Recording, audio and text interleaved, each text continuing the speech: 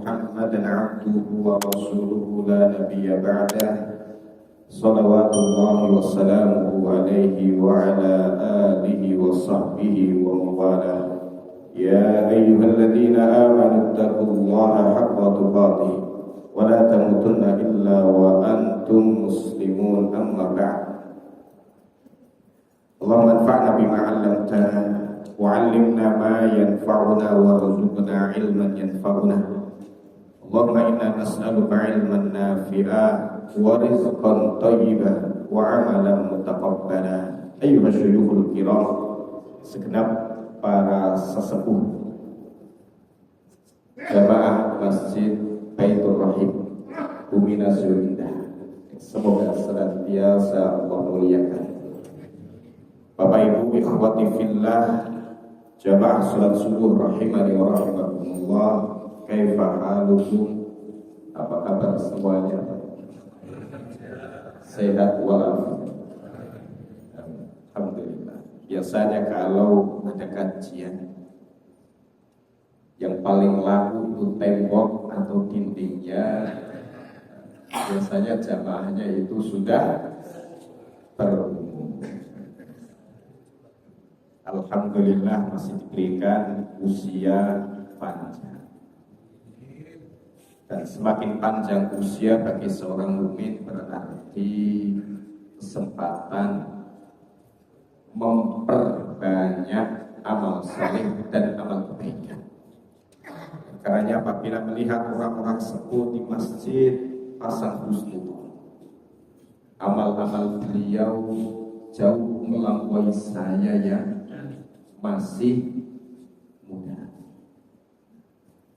Karena hidup seorang mukmin para jamaah, innahu la yazidu al-mu'mina umruhu illa khairan.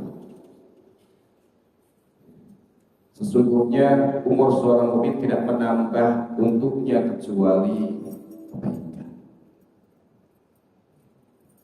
Hadis diriwayatkan oleh Imam Muslim di dalam sahihnya, diawali la yatamanna ahadukumul maut.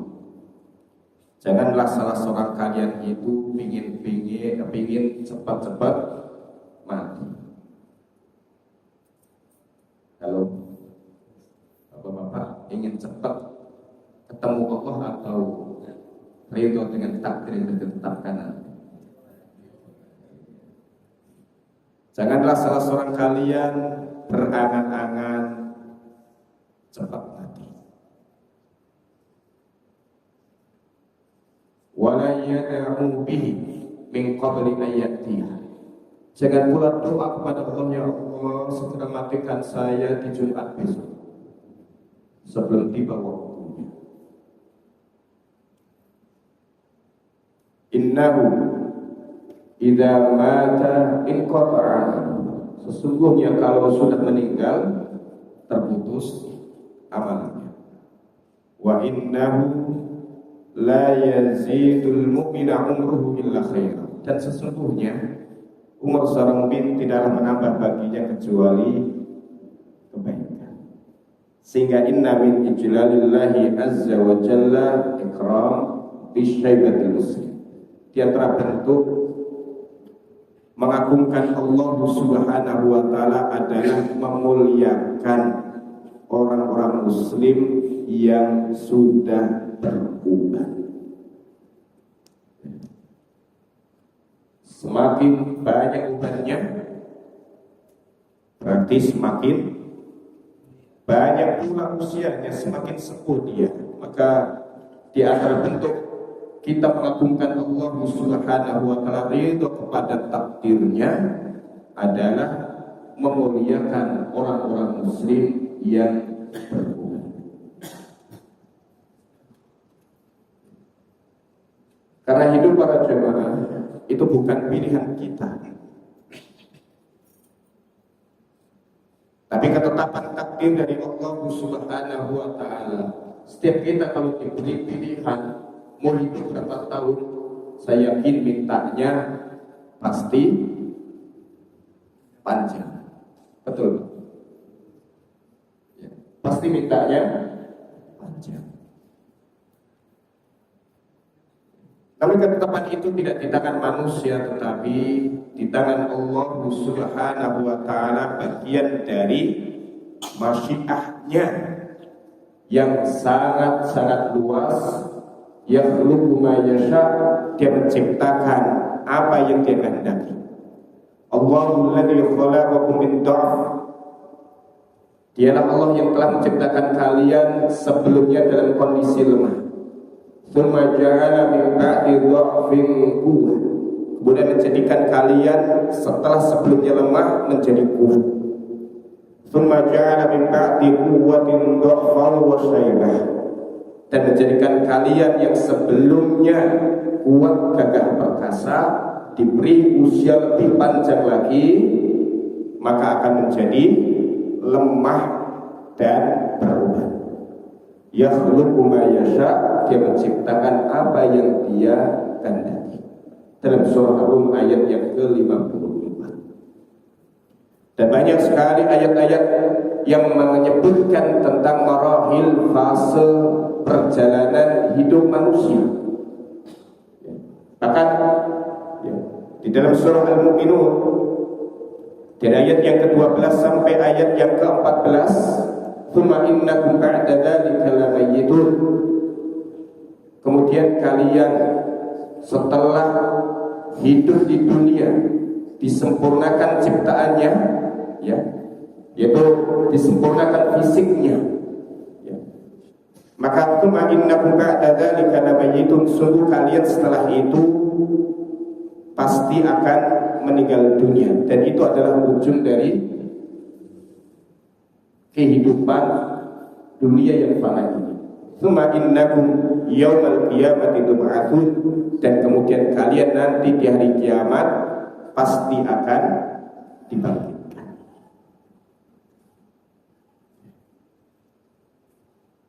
Tsumma litakunu syuyukha, di dalam surah Ghafir ayat yang ke-67.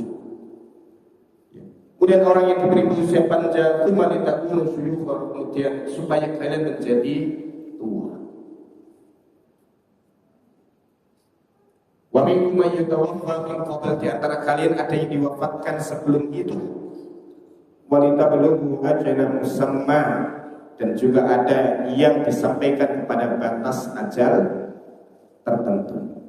Ada yang meninggalnya saat masih janin, ada yang ketika dilahirkan oleh ibunya dia meninggal dunia, ada yang wafat ketika masih di bawah 5 tahun, ada yang wafat ketika masih anak-anak usia SD, ada yang wafat ketika berusia remaja, ada yang wafat ketika sudah dewasa, ada yang wafat ketika paruh baya. Tapi ada sebagian hamba-hamba Allah yang diberi usia panjang sampai usia 60 tahun, sampai usia 70 tahun, bahkan ada yang 80 tahun dan sedikit yang lebih dari itu. Tapi umumnya para jemaah, a'malu ummati ma baina sittin ila sab'in, umur umatku itu antara 60 sampai 70 tahun. Hadis riwayat At-Tirmidzi. Wa aqalluhum man yajuzu dzalik, sedikit yang bisa melampaui itu. Sepertinya jamaah Baitul Rahim sudah di atas 70 tahun. Masya Allah. Ini umur yang berkah, sehingga khairun nas man tala umruhu wa hasuna amalu, sebaik-baik orang adalah yang panjang usianya lagi bagus amalnya. Maka usia bagi seorang mukmin itu begitu sangat berharga. Hidup bagi seorang mukmin itu sangat berharga, karena itu kesempatan dia untuk beramal sebanyak-banyaknya guna kehidupan dia setelah kematiannya. Ya qulu ya laitani qaddamtu li hayati, dalam surah Al-Fajr ayat 24. Ya, yang mengisahkan tentang penyesalan manusia di kehidupan akhir. Dia berkata, oh seandainya dahulu aku telah mengerjakan sesuatu kebaikan-kebaikan yang banyak lihayati, untuk kehidupanku ini, yaitu untuk kehidupan akhirat. Yang kata Al-Imam Ibnu Katsir rahimahullahu ta'ala di dalam tafsirnya, ya, Tafsir Al-Qur'anil Azim belum mengatakan tentang ayat ini, yakni yandam akan menyesal ala ma salafa minal ma'asi. Dia akan menyesal terhadap kemaksiatan-kemaksiatan yang telah dikerjakannya in kana asiyan, jika dia adalah seorang ahli maksiat. Wa in kana ta'ian, dan jika dia adalah seorang ahli ta'ah, dia pun juga akan menyesal. Dan bahkan berangan-angan, seandainya aku diberi kesempatan hidup lagi di dunia, maka aku akan memperbanyak ketaatan-ketaatan. Ini penyesalan mereka yang ada di kehidupan akhir. Namun yang lebih khusus, yang penyesalan yang berujung pada penderitaan adalah mereka yang menyanyiakan kehidupannya di dunia, tidak beriman kepada Allah dan tidak beribadah kepadanya. Di dalam surah Al-Mu'minun ayat yang ke-99 dan 100, hatta idza jaa ahadahumul maut qala rabbi irji'un la'alli a'malu shalihan fima taraktu kalla innaha kalimatun huwa qailuha wa min wara'ihim barzakhun ila yaumi yub'atsun. Sehingga apabila salah seorang mereka telah didatangi kematian, dia berkata, Tuhanku, kembalikan aku ke dunia supaya aku bisa mengerjakan amal saleh yang dahulu aku tinggalkan. Kala, sekali-kali tidak akan terjadi. Apa yang diucapkannya hanya pembelaan diri semata. Di belakangnya ada barzakh, tembok kokoh yang tidak mungkin ditembusnya sampai hari kebangkitan. Di dalam surah Sajdah ayat yang ke-12 juga Allah sebutkan penyesalan orang-orang mujrimun. Rabbana absarna wa sami'na farji'na na'mal salihah inna muqinun. Wahai Tuhan kami telah melihat dan mendengar, kembalikan lagi kami ke dunia agar kami bisa mengerjakan amal saleh. Inna muqinun, sesungguhnya kami benar-benar yakin. Ya, ini penyesalan orang-orang yang menyanyiakan hidupnya di dunia. Dan umumnya adalah terjadi pada orang-orang kafir. Mereka minta rojaah dikembalikan lagi ke dunia untuk menebus kelalaian mereka. Dan kepada orang-orang beriman Allah seru, ya ayyuhalladzina amanu la tulhikum amwalukum wala auladukum an dzikrillah wa may yaf'al dzalika fa ulaika humul khasirun. Wa anfiqu mimma razaqnakum min qabli an ya'tiya ahadakumul maut fayaqula rabbi laula akhartani ila ajalin qarib fa asaddaq wa akun minas salihin. Dan infakkanlah sebagian yang telah kami rezekikan kepada kalian, yaitu seruan kepada orang-orang beriman yang di ayat ke-9-nya, janganlah harta dan anak kalian melalaikan kalian dari zikrullah, melalaikan kalian dari ketaatan kepada Allah, sehingga waktunya di dunia ini tidak diisi dengan ibadah, ketaatan, hal-hal yang diridai oleh Allah Subhanahu wa ta'ala. Siapa yang mengerjakan itu, dia adalah orang yang merugi. Maka kemudian diseru, infakkanlah sebagian yang telah kami rezekikan kepada kalian sebelum datang kematian kepada salah seorang kalian. Lalu ia berkata, Tuhanku, seandainya kau tunda kematianku pada sesaat, aku akan bersedekah dan akan menjadi bagian orang-orang saleh. Kata Ibnu Abbas radhiyallahu taala anhuma, kalau seseorang sudah memiliki cukup harta yang menghantarkan ke Baitullah melaksanakan haji, atau dia hartanya sudah cukup banyak sampai nisab yang harus dia keluarkan zakatnya, namun dia tunda nanti saja, besok saja, dan seterusnya, lalu tiba-tiba dia meninggal dunia, maka dia akan minta agar dikembalikan ke dunia lagi. Lalu ada seseorang yang membantahnya, wahai Abu Abdillah, bertakwalah kepada Allah, bukankah yang minta dikembalikan lagi ke dunia adalah orang-orang kafir?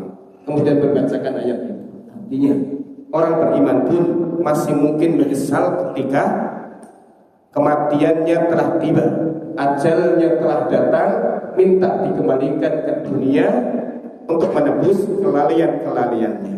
Oleh karenanya hidup seorang mukmin adalah nikmat yang sangat istimewa dari Allah Subhanahu wa ta'ala. Oleh sebab itu ketika bangun tidur, Hadis riwayat Muslim kita diajari doa alhamdulillahilladzi ahyana ba'dama amatana wa ilaihin nusyur. Segala puji milik Allah yang telah menghidupkan kita setelah sebelumnya mewafatkan kita dalam tidur kita, wa ilaihin nusyur, dan kepadanya kita semua akan dihimpun.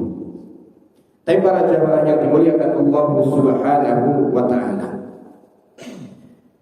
maka hidup itu bukan pilihan kita, panjang pendeknya adalah ketentuan dari Allah Subhanahu wa ta'ala. Oleh karenanya saat kita masih hidup, maksimalkan usaha diri dengan memperbanyak amal saleh, amal ketaatan, amal-amal yang diridhai oleh Allah Subhanahu wa ta'ala, supaya saat kita berjumpa Allah Subhanahu wa ta'ala, berjumpa dalam kondisi dimuliakan karena telah memiliki cukup. Namun kesempatan hidup dari kita berbeda-beda, panjang dan pendeknya usia berbeda-beda, ya. Dan kesempatan beramal sendiri saat hayat masih dikandung badan, ya. Sehingga disebutkan di hadis riwayat Muslim, idza matal insan inqata'a amalu, kalau seseorang telah meninggal dunia terputus amalnya, illa min thalath, kecuali dari 3 perkara. Maka ini pun juga yang perlu untuk kita siapkan, ya. Sesuatu yang terus bisa mengalirkan untuk kita pahala dan kebaikan-kebaikan saat kita sudah selesai masa ibadah di kehidupan dunia. Dan di antara yang kita siapkan disebutkan di hadis riwayat Muslim tadi, min shadaqatin jariyah aw ilmin yantafa'u bih aw waladin salihin yad'ulah. Sedekah jariyah, ilmu yang manfaat, dan anak saleh yang mendoakan orang tuanya. Ini sumber pahala yang akan didapatkan seseorang sepeninggalnya melalui sebab usaha-usahanya saat masih hidup, lalu usaha itu terus mengalirkan manfaat dan kebaikan sepeninggalnya. Maka sepanjang karyanya saat masih hidup tadi, sepeninggalnya terus menghasilkan manfaat dan kebaikan, maka akan mengalir untuknya pahala-pahala dari karya tersebut. Di hadis yang lain riwayat Al-Bazzar yang dihasankan oleh Syekh Al-Albani, sebutkan sab'un yajri lil 'abdi ajruhunna wa huwa fi qabrihi ba'da mautih. Ada 7 amalan yang akan terus mengalir pahalanya untuk seorang hamba walaupun ia berada di kuburnya setelah wafatnya. Man 'allama ilman, yaitu orang yang mengajarkan ilmu, au ajra nahran, atau dia mengalirkan sungai, yaitu membuat irigasi atau perairan. Di antara contohnya adalah pipanisasi di daerah-daerah pelosok yang mengalirkan air dari sumber ke tengah masyarakat. Au hafar bi'ran, atau dia menggali sumur. Au gharasa nakhlan, atau dia menanam pohon kurma.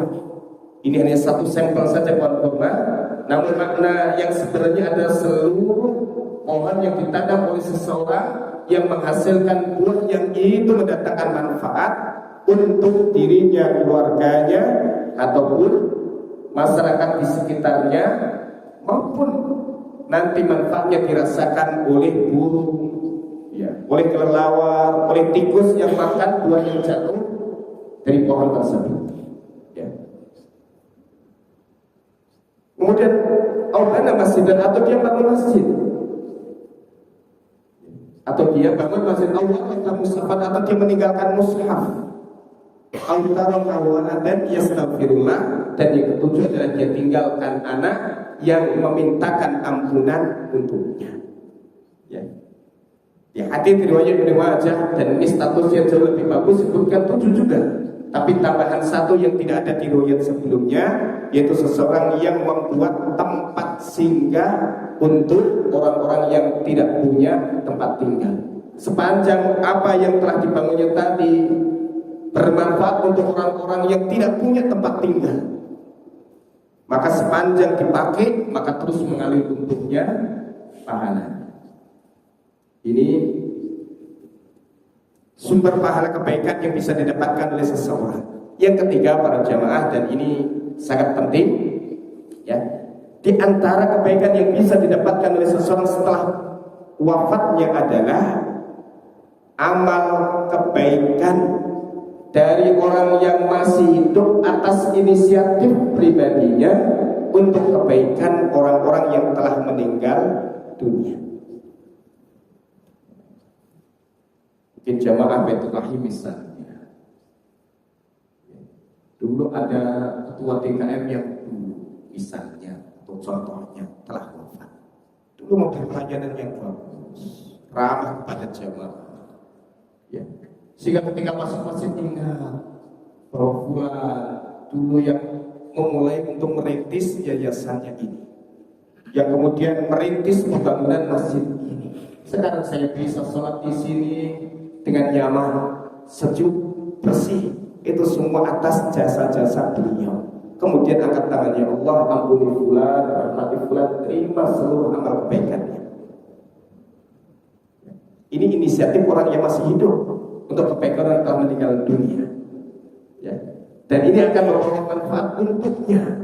Demikian pula ketika dia baru saja wafat, kemudian jasadnya dimandikan oleh saudara-saudaranya masih hidup, dan ketika wafat dia tidak bisa mengumumkan di masjid, saudara-saudaraku aku telah meninggal dunia, datang ke rumahku nanti jam 12 siang, mandikan saya. Bisa? Tidak bisa. Apakah dia pun tahu siapa yang akan memandikan dirinya? Tahu. Dia memang punya anak rajin ke masjid, tapi tidak pernah dilatih untuk memandikan jenazah. Lihat jenazah sudah gemetar. Akhirnya dipanggil tukang memandikan jenazah. Padahal dia punya anak yang gagah, ya, punya cucu yang sehat benar. Namun ketika kakeknya wafat, dipanggil orang tolong mandikan kakek saya, tolong mandikan bapak saya.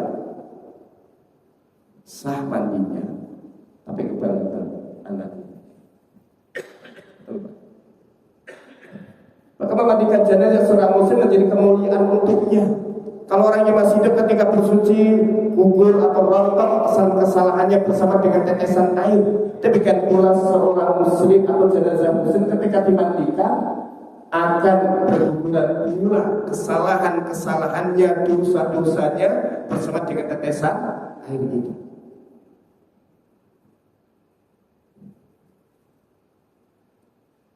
Dan juga memandikan itu disertai dengan perasaan saya yang lembut, kemudian menggosoknya juga dengan lembut, potong kukunya, kalau ada kukunya panjang juga dengan lembut.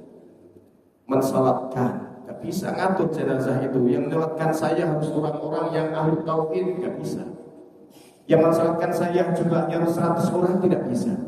Semua inisiatif dari orang yang masih hidup tergerak hatinya untuk mensalatkan fulan. Oleh sebab itu di antara usaha yang bisa dilakukan ketika masih hidup adalah bermuamalah dengan baik kepada saudara-saudara seimannya.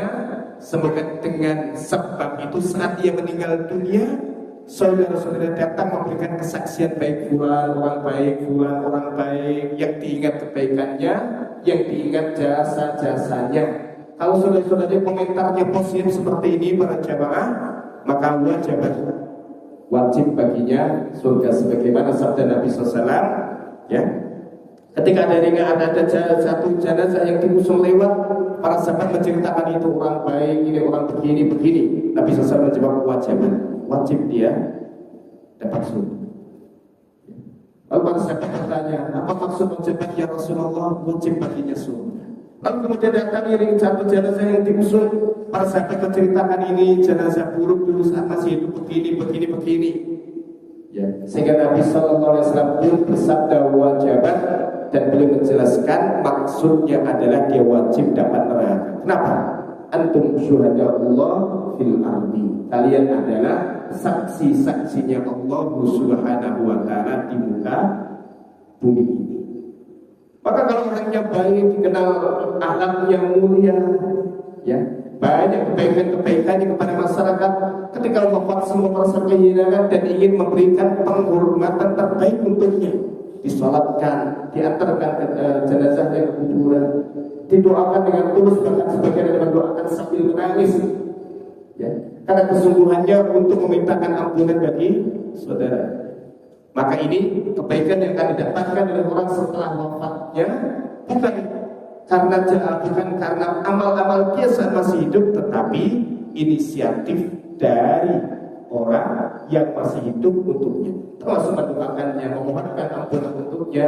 Kalau dia punya anak, kemudian anak itu di Idul Adha juga siapkan satu korban untuk bapaknya, atau dia libatkan bapaknya yang sudah wafat dalam pahala kurban yang disembelihnya dan yang semisalnya.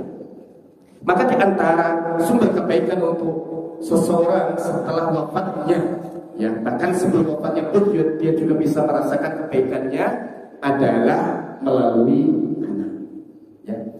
Maka dalam surah Al-Baqarah ayat 233, nisa'ukum harthul lakum fa'tu harthakum anna syi'tum wa qaddimu li anfusikum wattaqullaha wa'lamu annakum mulaquhu wa basyiril mu'minin. Ini ayat berkaitan dengan kehidupan keluarga. Dua ayat sebelumnya untuk pilih-pilih pasangan. Orang tua, ya, hendaknya memilihkan pasangan untuk anaknya yang perempuan, laki-laki yang muslim. Dan kalau dia seorang laki-laki muslim, maka kalau ini milih istri, hendaknya cari yang muslimah, jangan yang musyrikah. Ya, kemudian di ayat yang ke-222 berbicara tentang masalah haid, agar tidak mendatangi istri saat haid. Lalu kemudian di ayat yang ke-223 disebutkan nisa'ukum harthul lakum. Ya. Istri-istri kalian adalah ladang cocok tanam kalian, untuk kalian mendapatkan hasilnya, mendapatkan buahnya, agar kalian bisa mendapatkan panenannya. Nisa'ukum harthul lakum fa'tu harthakum anna syi'tum, maka datangi istrimu, garap ladangmu itu dengan cara yang engkau kehendaki. Ya. Itu ahli kitab berkeyakinan kalau seorang suami mendatangi istrinya, ya, dari belakang punggungnya, maka anak yang lahir dalam keadaan juling. Nanti matanya kiro, ya, kalau orang Jawa, Pak, ya. Itu keyakinan mereka, dan ini adalah bentuk hormat mereka, ya. Lalu di dalam Islam diberikan kebebasan, boleh, asal dua yang tidak boleh, yaitu mendatangi istri, ya, dan menjalankan syahwat pada duburnya. Dan yang kedua adalah mendatangi istri, menyalurkan syahwat pada tempat keluarnya haid saat dia haid, itu yang tidak boleh. Di luar itu bebas, agar pasangan suami istri muslim ini bahagia dan gembira. Ya.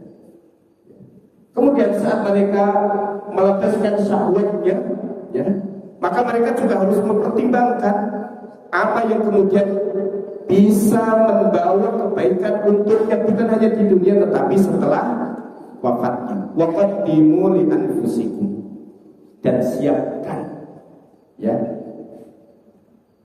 hasil terbaik untuk diri kalian. Wa qaddimu li anfusikum, ya, dan siapkan hasil terbaik untuk kalian. Ada beberapa makna. Makna pertama adalah siapkan amal saleh dan amal ketaatan untuk diri kalian saat kalian sudah kembali kepada Allah Ta'ala. Jangan sampai karena punya istri lalai dari sholat jamaah, ya, punya pasangan kemudian dia menjadi pelit, tidak pernah berinfak dan bersedekah lagi, dan seterusnya. Ada yang kedua, waqaddimu li anfusikum, dan berikan pendahuluan untuk diri kalian, ya, supaya mendapatkan kebaikan yang kata Ibnu Abbas, yaitu awali dengan membaca basmalah, yaitu bismillah minimal. Dan di hadis riwayat Al-Bukhari, doanya saat mendatangi istri, Bismillahirrahmanirrahim, wa jannibna syaitan wa jannibi syaitan ma razaqtana. Ini masih hafal, Pak? Biasanya yang hafal yang masih muda-muda. Bismillah, dengan menyebut nama Allah, ya Allah, jadikanlah syaitan, jauhkan kami dari syaitan, dan jauhkan syaitan dari apa yang kau rezekikan kepada kami. Kalau dari hubungan itu lahir ya anak, ya, maka akan terbebas dari gangguan-gangguan setan. Karena setan ingin punya saham pada hubungan suami istri yang nanti pada anak yang dilahirkannya. Ya. Oleh karenanya kemudian membentengi diri dengan membaca doa Bismillah. Allahumma jannibna syaitan wa jannibi syaitan ma razaqtana. Kapan membacanya? Membacanya boleh jadi saat sisiran, siap-siap. Ya. Yang membaca siapa? Suaminya atau istrinya juga? Yang paling pokok suaminya. Kalau istri membaca dibolehkan. Kemudian yang ketiga adalah waqaddimu li anfusikum, dan siapkan untuk diri kalian. Di antaranya adalah supaya kalian mendapatkan keturunan yang keturunan itu nanti akan membawa manfaat untuk kalian di saat kalian sudah tua maupun saat kalian itu sudah kembali kepada Allah Subhanahu wa taala. Dan ini yang dijelaskan oleh Syekh Rahman bin Nasir As-Sa'di dalam tafsirnya Taisir Al-Karimir Rahman. Ya. Beliau menjelaskan, ya, waqaddimu li anfusikum, dan siapkan untuk diri kalian dengan penjelasan tersebut. Ya. Sehingga salah satu yang perlu yang akan bisa mendatangkan manfaat untuk orang tua adalah melalui anaknya. Dan anak ini para jamaah rahimakumullah, ya, itu datang bukan dengan pilihan dan keputusan kita, tapi anak itu hadir kepada kita dengan kehendak Allah Subhanahu wa taala dan karunia-Nya untuk apa itu? Seseorang. Maka yang mendapatkan anugerah anak, maka hendaknya menyadari bahwa anak itu bukan semata-mata karena pilihan dan usaha kita, tetapi karena kehendak Allah Subhanahu wa taala dan anugerah dirinya untuk seorang hamba. Ya. Oleh sebab itu disebutkan di banyak ayat terkait dengan anak, misalnya dalam surah Ibrahim ayat yang ke-39 berkata Nabi Ibrahim alaihi salatu wassalam, alhamdulillahilladzi wahaba li 'alal kibari Ismail wa Ishaq inna rabbi lasami'ud du'a. Segala puji milik Allah yang telah menganugerahkan kepadaku Ismail dan Ishaq di usia tuaku, dan sesungguhnya Dia Maha mendengar doa. Beliau kepingin punya anak, bertahun-tahun tidak punya anak, tapi kemudian saat berusia lanjut baru Allah beri anak, ya. Dan beliau kemudian memuji Allah yang telah menganugerahkan kepada beliau keturunan Ismail dan Ishak di usia tuanya. Nabi Zakaria ketika berdoa kepada Allah, ya, di dalam surah Al-Imran ayat yang ke-38, yang kisah kemudian curhatannya kepada Allah Ta'ala begitu panjang di awal surah Maryam. Rabbi inni wa hanal abdu minni wa sa'ala rasul syaiba wa lam akum bidu'aika rabbi syaqiyya. Wahai Tuhanku, sesungguhnya tulang-tulangku sudah lemah dan kepalaku sudah menyala ubatnya, aku tidak pernah putus asa dari berdoa kepada wa inni khiftul malama waliya bi warai wa kanat imraati akhir. Aku takut tidak punya keturunan, ya, sepeninggalku dan istriku dalam keadaan mandul. Ya, kemudian dalam surah Al-Imran ayat 38 disebutkan doa beliau, hunalika da'a Zakaria rabbah. Ya, di tempat itu kemudian Zakaria berdoa kepada Tuhannya, yaitu saat dia mengasuh Maryam dan saat menuju Maryam di mihrabnya yang sedang ibadah, maka didapati di tempat itu sudah ada makanan, dan bahkan makanan itu unik yang tidak ada atau tidak sedang musim di tempat itu. Lalu bertanya, dari mana kau dapatkan ini? Maryam menjawab, ini datang dari sisi Allah Ta'ala. Dan kemudian Nabi Zakaria sadar Allah punya kuasa di luar nalar manusia, maka kemudian berdoa kepada Allah, Rabbi habli, ya Allah anugerahkan kepadaku, beri untukku, ya, dzurriyyatan thayyibah, generasi keturunan yang baik. Innaka sami'ud du'a, sesungguhnya Engkau yang Maha pemberi doa. Demikian pula Nabi Ibrahim dalam surah Saffat ayat yang ke-100, Rabbi habli minas shalihin, ya Allah anugerahkan untukku keturunan yang saleh. Jadi anak itu anugerah dari Allah Subhanahu wa taala untuk seorang hamba. Dan lebih detail lagi di dalam surah Asy-Syura ayat yang ke-49 dan 50, lillahi mulkus samawati wal ardh, kepunyaan Allah, kerajaan langit dan bumi, yakhluqu ma yasha, dia menciptakan apa yang dia kehendaki. Ya, dia menciptakan apa yang dia kehendaki. Kalau dalam surah Al-Hud ayat 54 tadi, Allah juga sebutkan yakhluqu ma yasha, dia menciptakan apa yang dia kehendaki. Namun terkait dengan perjalanan usia seseorang, ya, yang sebelumnya lemah lalu menjadi kuat, setelah kuat menjadi lemah lagi. Bahkan ada yang berusia, ada di usia-usia yang perkasa lalu kemudian meninggal dunia, tidak kembali kepada usia lemah. Maka di ayat ini dalam surah Asy-Syura ayat yang ke-49 dan 50, yakhluqu ma yasha, dia menciptakan apa yang dia kehendaki, yahabu liman yasha'u inatha, dia berikan kepada orang yang dia kehendaki keturunan berjenis kelamin perempuan. Ya. Punya 3 anak perempuan semua, 5 anak perempuan semuanya, 7 anak perempuan semuanya. Padahal bapak ibunya ingin punya anak lagi. Allah yang ngatur, yakhluqu ma yasha, dia menciptakan apa yang dia kehendaki. Yahabu liman yasha'u inatha, dia berikan kepada siapa yang dia kehendaki keturunan inatha, yakni perempuan. Kenapa kok didahulukan perempuan? Ini untuk pemuliaan. Punya anak wanita, karena orang jahiliyah tidak suka punya anak, maka didahulukan yang berjenis kelamin wanita. Dan memiliki anak perempuan nanti utamanya sangat luar biasa, disebutkan oleh Ibnu Qayyim dalam kitabnya Tuhfatul Wadud bi Ahkamil Maulud. Saya punya terjemahannya karena Arabnya ya nggak tahu sering kemana. Yang kemudian diberi judul kado menyambut si buah hati. Ini ditulis oleh beliau ketika lahir cucunya Ibrahim. Jadi cucunya lahir, kakeknya nulis kitab dan kemudian terjadi rujukan berkaitan dengan kelahiran bayi. Ya, dan memiliki anak wanita ini memiliki keistimewaan yang sangat luar biasa. Ya, yang punya 3 anak wanita dididik dengan baik, dibesarkan, dijaga sedemikian rupa sehingga akhlaknya bagus, adabnya mulia, sampai kemudian dia menikah. Ya, maka anak tersebut akan menjadi sebab orang tuanya dibentengi dari neraka. Ya, bahkan beberapa hadis Nabi SAW menyebutkan pasti dia akan masuk surga. Ya. Di beberapa hadisnya kami bacakan,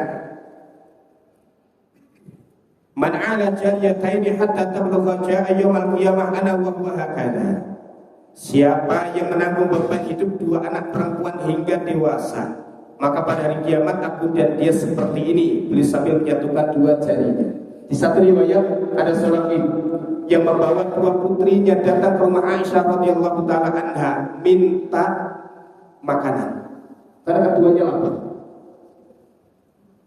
Di rumah Aisyah pun tidak ada makanan, yang tersisa hanya sebutir kurma. Lalu beliau berikan kepada ibu tadi. Lalu ibu tadi belah kurma tadi menjadi 2, diberikan kepada 2 putrinya. Ibunya tidak makan. Setelah itu ketiganya pergi. Ibu dan 2 anaknya pergi. Tidak lama Nabi SAW datang dan kemudian Aisyah menceritakan ibu yang datang dengan 2 anaknya itu. Maka beliau kemudian bersabda yang isinya seperti hadis yang saya bacakan tadi, ya. Kalau kemudian dia bersabar membesarkannya hingga usia dewasa, maka aku dengan dia di surga seperti ini, 2 jari. Di hadis yang lain, mani betul ya min hadhil banat bi syai'in fa ahsana ilaihina kunna lahu sitra minan nar. Siapa yang diuji oleh Allah Subhanahu wa taala dengan anak-anak perempuan ini kemudian ia berlaku baik kepada mereka, maka mereka akan menjadi penghalang dirinya dari api neraka. Ini keistimewaan punya anak wanita sehingga kemudian didahulukan yahabu liman yasha'u inatha. Allah berikan kepada siapa yang dikehendaki keturunan anak perempuan, wa yahabu liman yasha'u dhukur, dan dia anugerahi orang yang dia kehendaki punya keturunan hanya berjenis kelamin laki-laki. 5 laki-laki semua, 6 laki-laki semua, 7 laki-laki semuanya. Bapak ibunya pengen punya anak perempuan, sampai gak punya anak lagi, ya anaknya laki-laki semuanya. Aw yuzawwijuhum dzukuranan wa inatha, atau Allah kadang beri pada orang kombinasi anak laki-laki dan perempuan, ya anaknya 2 laki-laki 2 perempuan misalnya. Wa yaj'alu man yasha'u aqiman, dan Allah jadikan siapa yang dikehendaki mandul, gak punya keturunan. Maka semua ini adalah ketentuan dari Allah Subhanahu wa taala untuk hambanya. Maka siapa yang diberi keturunan oleh Allah Subhanahu wa taala hendaknya bersyukur, ya. Hendaknya dia bersyukur dan kemudian dia jadikan anak tersebut, ya, agar bisa menjadi hamba Allah Subhanahu wa taala di muka bumi ini, dan agar anak yang Allah anugerahkan kepadanya benar-benar juga memberi manfaat kebaikan untuknya. Manfaatnya apa? Manfaatnya ketika usia dewasa, ketika bapaknya itu sudah tua, maka anak itu memberikan bakti kepada orang tuanya. Ini kasus yang terbaru di Palembang. Bapak ngikuti atau tidak? Namanya Pak Muhammad, usianya 50 sekian, hampir 60. Punya ibu yang sudah sangat sepuh, ibu Solhah, ya, usianya 80 lebih, ya. Yang kemudian keduanya diusir oleh istri dan anaknya Pak Muhammad, ya. Karena Pak Muhammad, ya, sudah tidak punya penghasilan yang besar. Keluarganya keberatan Pak Muhammad membawa ibunya tinggal di rumahnya untuk merawatnya, padahal dia sudah tidak punya anak lagi kecuali Pak Muhammad ini. Lalu kemudian Pak Muhammad sakit hati, kok dirinya bahkan juga ibunya diperlakukan tidak baik, sampai ketika sakit tidak disiapkan makan untuknya. Akhirnya Pak Muhammad membawa ibunya pergi ke panti jompo, ya. Yang kemudian tinggal di situ, setelah kemudian tinggal di situ dan viral, baru kemudian istri dan anaknya didampingi kepala desa, kemudian datang ke tempat itu minta supaya Pak Muhammad mau kembali ke rumah. Keluarga malu katanya, ya. Sudah berusia sepuh dan punya ibu yang sudah sangat-sangat renta, anaknya cuma tinggal satu itu. Lalu kemudian keluarganya tidak terima, ya, kalau Pak Muhammad membawa ibunya tinggal di rumahnya ini, ya. Yang tidak terima siapa? Istrinya dan 2 anaknya yang perempuan. Kayak kemarin saya mengkaji kitab Mukhalafat Nisa'iyah, penyimpangan wanita, ya. Mi'ah mukhalafah taqau fiha katsiru minan nisa', ya. Yang kemudian diterjemahkan dalam bahasa Indonesia 100 dosa yang biasa dikerjakan wanita. Salah satunya durhaka kepada orang tuanya dan membuat suaminya durhaka kepada bapak ibunya. Ini bukan hanya di Indonesia, tapi kasus ini juga banyak terjadi di Timur Tengah, ya. Sifat iri istrinya dan tidak tapinya dengan baik akhirnya menjadikan suaminya tidak berbakti kepada kedua orang tuanya, lebih-lebih saat kedua orang tuanya atau mertua wanita tadi sudah berusia sepuh. Maka di antara manfaat punya anak adalah agar ketika kedua orang tua itu sudah sepuh, dia mendapatkan bakti dari anaknya. Makanya kalau ada yang dapat keturunan, ya, lahir bayi, kita mengucapkan tahniah, ucapan selamat dengan doa barakallahu laka fil mauhubilak, coba, wa syakartal wahib wa balagha asyuddah wa ruziqta birra. Ini sebagian riwayat dinisbatkan kepada Nabi SAW, tapi penisbatan ini tidak sahih. Yang paling kuat adalah ini perkataan dari seorang salaf, dari Imam Al-Hasan Al-Basri rahimahullah, tetapi ini cukup masyhur dalam kitab-kitab yang membahas ucapan tahniah untuk orang tua yang baru dapat keturunan atau baru lahir anaknya. Barakallahu laka fil mawhubi lak. Semoga Allah memberkahi dirimu pada anak yang dianugerahkan kepadanya. Wa syakartal wahid, dan engkau bersyukur kepada zat yang memberikan anak itu, yaitu kepada Allah Ta'ala, dengan meningkat ibadahnya. Dan termasuk mengakikahi anak itu salah satu bentuk syukur. Memberi nama anak dengan penghambaan kepada Allah Ta'ala, Abdullah, Abdurrahman, atau nama-nama yang punya isyarat kemuliaan di mata Allah karena ibadahnya dan kebaikan-kebaikannya. Tapi orang sekarang kalau ngasih nama, patokannya apa Pak? Yang tren di media. Nama artis, nama pemain bola itu baru banyak dipakai. Tidak dipertimbangkan namanya. Nama saya ya Badrul Kamal, ya bulan pertama ya sempurna. Karena dulu bapak saya tahun 90-an itu rajin-rajin ngaji di komunitas Muhammadiyah, jadi pingin anaknya itu jadi seperti rembulan yang menyinari di tengah kegelapan. Ini mungkin maksud baik orang tua. Dan ini yang harus juga dihadirkan oleh orang tua dalam memberikan anak yang punya nilai pengabdian kepada Allah Subhanahu wa Ta'ala. Wasyakartal wahid, dan semoga engkau bisa bersyukur kepada zat yang memberikan anak itu.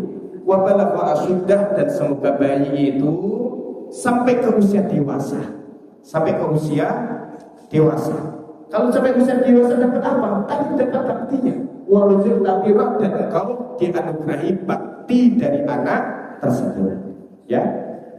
Selain bakti, apa yang didapatkan oleh orang tua ketika kemudian dia bisa sepuh dan anaknya besar tumbuh dalam kesalehan, maka anak yang kemudian mengikuti orang tuanya dalam kebaikan, dalam keimanan, ibadah dan ketaatan, maka orang tuanya pun akan mendapatkan tambahan pahala melalui kesalehan sang anak. Maka Allah bin salihin yang pula atau anak saleh, ya, yang ngalir kepada orang tua dari anak itu bukan hanya doa, tetapi juga kesalehan anak. Oleh karenanya ketika Allah Ta'ala berikan keturunan kepada kita, baik itu keturunan langsung anak atau keturunan bawahnya yaitu cucu, maka berarti Allah Subhanahu wa Ta'ala ingin memberikan kepada kita ya umur ibadah yang lebih panjang daripada umur hidup kita. Umur ibadah yang lebih panjang, ya. Makanya harus benar-benar sungguh-sungguh, karena ini juga yang akan menambah kemuliaan diri. Maka disebutkan di hadits riwayat Ahmad, innallaha la yarfa'u lil 'abdi darajatan fil jannah. Sungguh Allah mengangkat derajat seorang hamba di surga. Sehingga maka dipikir, ana lihat dari mana aku dapatkan semua ini? Kemudian dijawab, istighfari waladika laka. Ini dengan sebab istighfar anakmu untuk dirimu. Termasuk anak adalah cucu. Ya, termasuk anak adalah cucu. Maka dengan istighfar mereka dulu sayang sama cucunya, ketika kakeknya meninggal dunia telah wafat, cucunya kehilangan, dulu cucunya diajak ke masjid, cucunya diajak ke halaqah Quran, cucunya diantarkan ke TPQ, cucunya kemudian dimotivasi, diberi nasihat-nasihat baik. Bukan hanya kasih nasihat saja, kadang diajak bernina sendiri, kadang diajak main, sehingga kesan cucu kepada kakeknya itu luar biasa. Kakeknya tiada, cucu merasa kehilangan dan ingat pesan-pesan baiknya. Setelah itu dia angkat tangan, dia mohonkan ampunan untuk kakeknya, maka itu akan menjadi sebab ditinggikan derajatnya. Ya.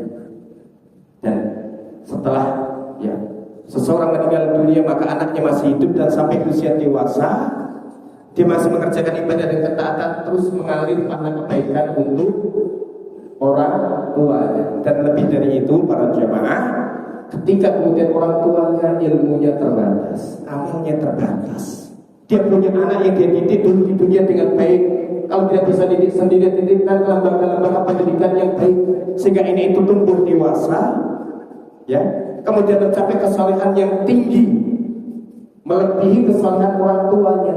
Lalu mereka semua ada di dalam surga. Namun tempat di surga itu ditentukan oleh amal-amal para penghuninya. Sehingga orang tuanya yang amalnya terbatas berada berada di tingkat bawah, sementara dia punya anak yang boleh jadi tokoh, jadi punya amal kebaikan, punya proyek-proyek kebaikan yang banyak, sehingga Allah tempatkan di tempat yang tinggi, ya, di tempat yang tinggi. Maka dengan sebab itu, ya, dengan sebab punya anak di tempat yang lebih tinggi, maka bisa memberikan syafaat kepada orang tuanya yang berada di surga yang bawah agar diangkat, kemudian mereka setingkat di tingkat surga yang lebih tinggi. Maka di antara kesempurnaan nikmat jannah adalah dikumpulkan seseorang bersama dengan keluarga besarnya di jannah, dan itu ada dalam surah Ar-Ra'd dari ayat yang ke-21 sampai ayat yang ke-24.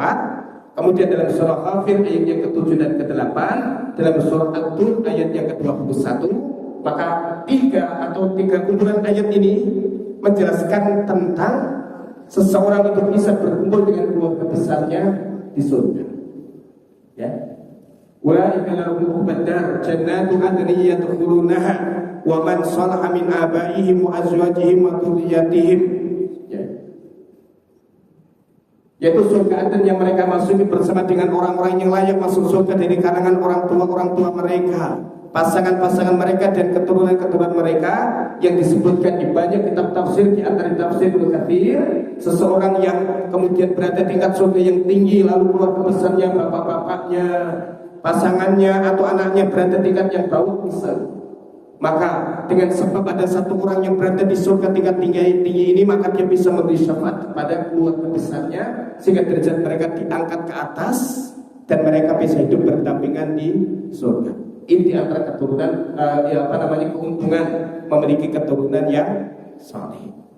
Ya, sebab itu ya penting sekali kemudian kita ya menyiapkan ya anak-anak yang saleh, ya, karena melalui mereka usia ibadah kita menjadi lebih panjang, kebaikan-kebaikan kita juga bisa menjadi lebih banyak. Dan terakhir, ya, umumnya kita ketika membahas tentang pendidikan atau pentingnya pendidikan kepada anak, ya, karena temanya sebenarnya peran ayah dalam mendidik anak, ya, peran ayah dalam mendidik anak, yang sering kemudian kita hadirkan para jamaah seolah kita berada pada posisi ayah, kemudian kita melihat anak, padahal sebelumnya kita pun berada pada posisi anak yang kita punya orang tua. Maka ketika seseorang memahami tentang keuntungan punya anak, maka yang harus dihadirkan sekarang adalah bagaimana dirinya bisa menjadi sebab keuntungan untuk orang tuanya, sehingga kemudian dia menunjukkan baktinya kepada orang tuanya ketika dia orang tua masih hidup rentah seperti sekarang ini. Maka dia tunjukkan baktinya. Jika sudah tiada, maka kemudian dia usahakan sebab-sebab yang bisa mendatangkan kebaikan untuk orang tuanya, memperbanyak istighfar untuk keduanya, memohonkan ampunan untuk keduanya, ya, dan juga melanjutkan kebaikan-kebaikan yang pernah dijalankan oleh keduanya, termasuk menunaikan wasiatnya, membayarkan hutangnya, menyambung silaturahim melalui jalur orang tuanya, dan juga menyambung hubungan baik dengan teman-teman dari kedua orang tuanya, sehingga orang tuanya disebut kemudian didoakan oleh saudara-saudaranya. Dan kalau seseorang berada dalam kondisi seperti ini, maka birru abakum, berbaktilah kepada orang tua kalian, ya birruhum abnaukum, nanti anak-anak kalian akan berbakti kepada kalian. Baik, barakallahu fikum. Dan ini yang terpenting bagi kita. Kajian pertama ketika berkaitan dengan peran ayah dalam mendidik anak atau peran orang tua dalam mendidik anak, maka yang pertama kita posisikan kita itu anak untuk orang tua kita, ya. Baru kemudian yang kedua adalah kita sebagai orang tua yang perlu menyiapkan pendidikan terbaik untuk anak-anak kita, karena mereka adalah yang memanjangkan usia ibadah dan amal saleh kita. Wallahu ta'ala. Demikian, ada pertanyaan, dipersilakan. Atau ibu? Ada? Cukup? Baik, alhamdulillah. Semoga apa yang kami sampaikan ini bermanfaat dan belum masuk kepada tema yang utama. Kami telah siapkan satu tulisan sebenarnya peran ayah dalam mendidik anak menurut Al-Quran, dan ini cukup penting untuk kita jalankan agar anak yang satu sisi menjadi anugerah dan satu sisi adalah amanah dari Allah Subhanahu wa taala benar-benar bisa menjadi sebab kebaikan diri kita dan juga tentunya kebaikan untuk anak-anak kita. Hadana Allah wa iyyakum ajma'in. Subhanakallahumma bihamdika asyhadu an la ilaha illa anta astaghfiruka wa atubu ilaik. Wassalamualaikum warahmatullahi wabarakatuh.